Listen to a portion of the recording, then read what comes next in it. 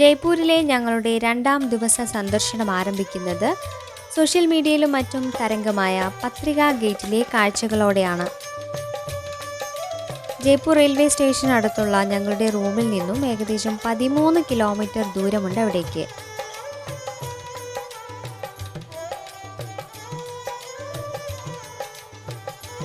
രാവിലെ ഏകദേശം 7:30 ഞങ്ങൾ സ്ഥലത്തെത്തി.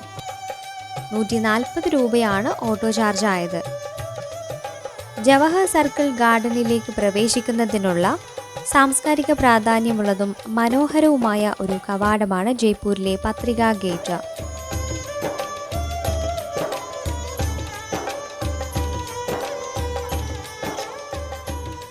ഏഷ്യയിലെ ഏറ്റവും വലിയ സർക്കിൾ പാർക്കുകളിൽ ഒന്നാണ് ജയ്പൂരിലെ ജവഹർ സർക്കിൾ ഗാർഡൻ.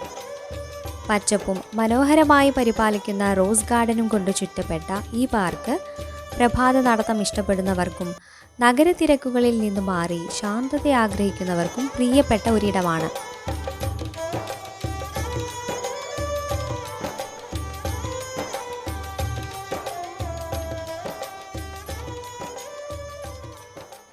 ഇന്ത്യയിലെ ഒരു പ്രമുഖ മാധ്യമ സ്ഥാപനമായ പത്രിക ഗ്രൂപ്പാണ് 2016 ജവഹർ ഗാർഡന് സമീപം ഈ ഗേറ്റ് നിർമ്മിച്ചത്. ജയ്പൂരിന്റെ പരമ്പരാഗത പ്രാധാന്യമുള്ള പിങ്ക് ചുണ്ണാമ്പ് കല്ലിലാണ് ഇത് പണിതിട്ടുള്ളത്.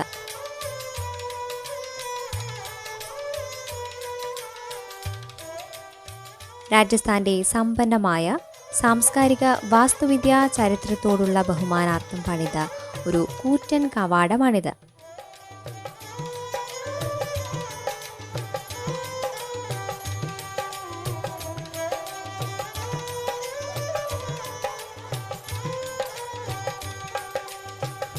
ഗേറ്റിലെ വിശദമായ കൊത്തുപണികളും തിളക്കമുള്ള പെയിന്റിങ്ങുകളും രാജസ്ഥാനിലെ വിവിധ പ്രദേശങ്ങളുടെ പാരമ്പര്യങ്ങളെ വ്യക്തമാക്കുന്നു. ഇവിടെയുള്ള ഓരോ തൂണും അതിനു മുകളിലുള്ള ജനലുകളും ഒന്ന് മറ്റൊന്നിൽ നിന്ന് വ്യത്യസ്തമായിരിക്കുന്നതായി കാണാം. ഇത് രാജസ്ഥാനിലെ വ്യത്യസ്ത പ്രദേശങ്ങളെ സൂചിപ്പിക്കുന്നു.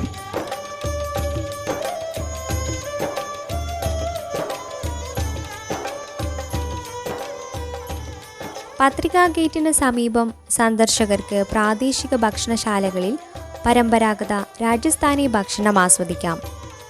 കൂടാതെ അലങ്കാര വസ്തുക്കൾ, തുണിത്തരങ്ങൾ എന്നിവയെല്ലാം ഇവിടെ തൊട്ടടുത്തുള്ള മാർക്കറ്റുകളിൽ ലഭ്യമാണ്.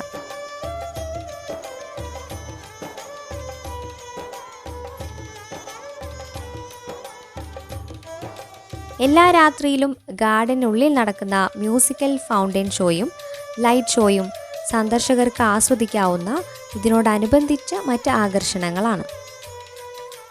രാജസ്ഥാന്റെ വൈവിധ്യമാർന്ന കലകളെയും കരകൗശല വിദ്യകളെയും ഒന്നിപ്പിക്കുന്ന ഒരിടം പത്രിക ഗേറ്റ്.